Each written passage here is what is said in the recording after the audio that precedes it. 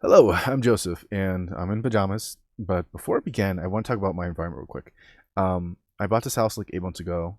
This is my basement. And it was flooded before I got here. They removed all the walling so prevent mold and stuff like that. But just I'm gonna fix it. Don't send comments about, hey, what's going on? Why are you here? So this is my work area. Okay. With that said, let me start with two stories before I talk about my setup. The first story is when I was young.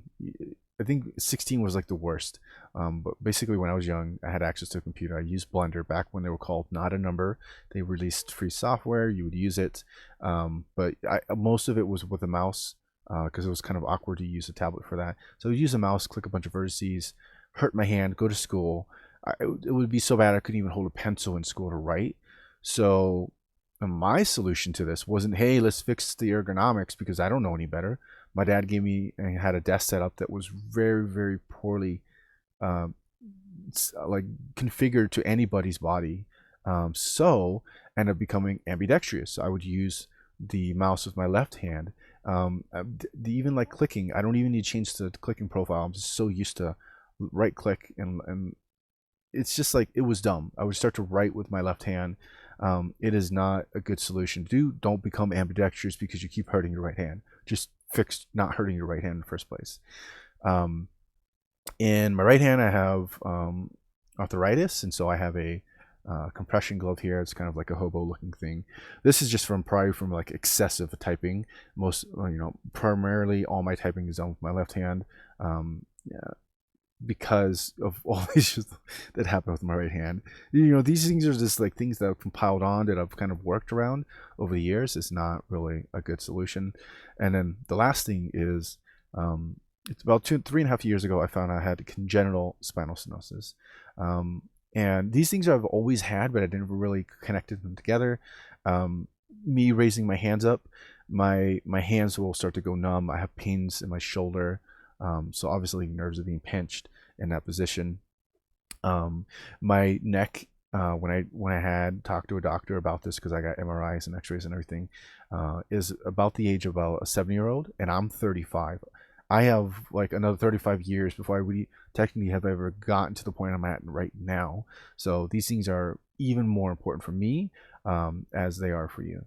So another thing would be like if I just look like slightly down or slightly up, I start to get pain already, but it's not too much. But if I look like up or down like that for like any more than 15 minutes, it'll start to hurt. I was doing like wiring for my son's computer, just trying to get all the wires together, stuff like that. Just kind of looking straight, slightly up underneath his desk, putting the wires together. And for the next day and a half, I was bedbound because I couldn't deal with the pain that was happening. If I look all the way back and I stay like this for a prolonged time, I could end up passing out. There's been times where I've been doing that to try to like screw something in, and then I like lose vision and stuff like it. It's not a good situation to be in. If I take a fall, I could be bedbound for weeks because any type of inflammation that happens in my neck is really bad. It's so with spinal stenosis, if it is, you lose. When it becomes more narrow, you lose the lubrication that you have. So I have things like I'm supposed to move my shoulders back every so often, and I have other exercises that I'm supposed to be doing to kind of help get that lubrication in my neck to flow as it needs to. But yeah, so with that understood, let's talk about ergonomics here. So just before I get to the tablet, let's talk about the big stair. So this desk I built custom. It's a bit higher than it should be for most desks, but that's because I have a rollout keyboard that puts the keyboard at the exact position of my hands to where I can have my hands slightly at an angle and they're not like straight down or straight or way back up like that. It's at a good resting position. You want that same kind of setup for a graphics tablet or a display tablet, and I'll talk about this, at least the bad position that you'd be in. If you do have it higher up, you can visually see my shoulder is raised, is hyperextended. Even if I try to like choke up to get a bit closer to fix my shoulder height, it's still not a good position for this to be. Even if I put it where my hand is at a good position for my keyboard, I'm still having to slightly raise my shoulder up versus it being down here, just to get some good drawing angles and stuff like that, especially if I'm doing like a really intricate type of inking solution, you don't want it flat basically ever. There's no reason to have it flat. If there's a couple of, I think like Q1 does this, where they actually sell like a little stand that slightly elevates it. Even if it's elevated here, like you can see my shoulder isn't so bad now. It's not where I'm having to do this to try to draw on it. And you'd want the same kind of position here. This is far more better for my shoulder. It's naturally, my hand is naturally curved or at an angle. And so what I have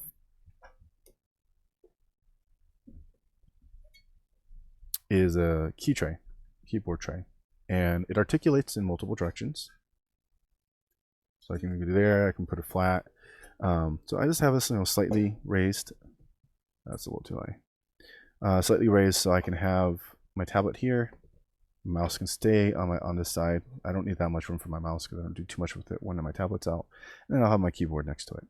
And I can have the same ergonomics for the keyboard and have my shoulder nice and back, and I can draw, and I'm not having to hyperextend or raise it up or anything else like that. So that would be the ideal position. Now for my laptop, because this is a Wacom digital screen, I can technically put it here, but then I'm looking down. I do that sometimes, but it's no more than like half an hour to an hour. After that, my neck starts to hurt, and it's not. So I like to have a graphics tablet more than a display, even if it's like an iPad or something. Just try to tilt it in some way so you can have the natural thing here. I do have for my pen display, my large one, a whole arm for that, but I have to like raise my whole chair up and everything else like that. And by the way, these racer chairs suck. Don't get them ever. They're not good for any type of position, and they're very uncomfortable over time.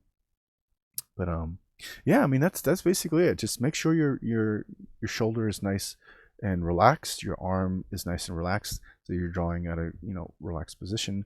Don't sit there and try to hyperextend. Don't lay on the bed and draw on these things.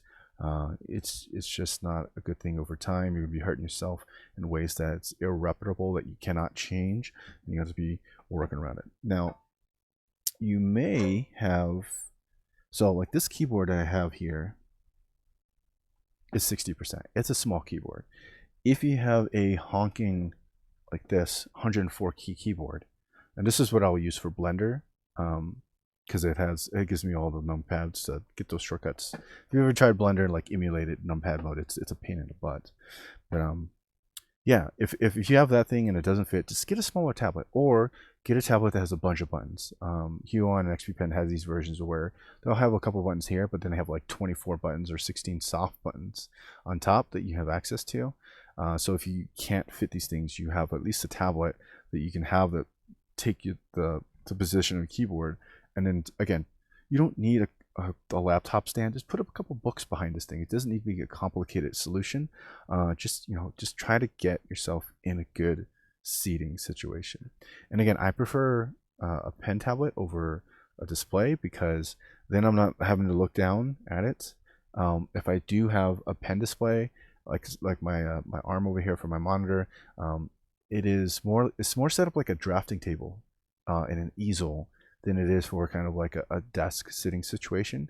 So you just don't try to think that there's only one way to kind of set this up. You can have like a drafting table solution where you have like a dedicated arm for that you can reposition as needed. It's just do the best you can. Obviously you may not have all these solutions for you, but if you're getting these from your parents, talk about, yeah, thank you for this tablet, but I actually don't have a good way to kind of put this. Can you guys also give me like $5 and get like some type of stand for it or something like that? So yeah, and that's basically it. Take care of you guys self, and hopefully you have a very long career in using your tablet and sitting on a desk and so on and so forth.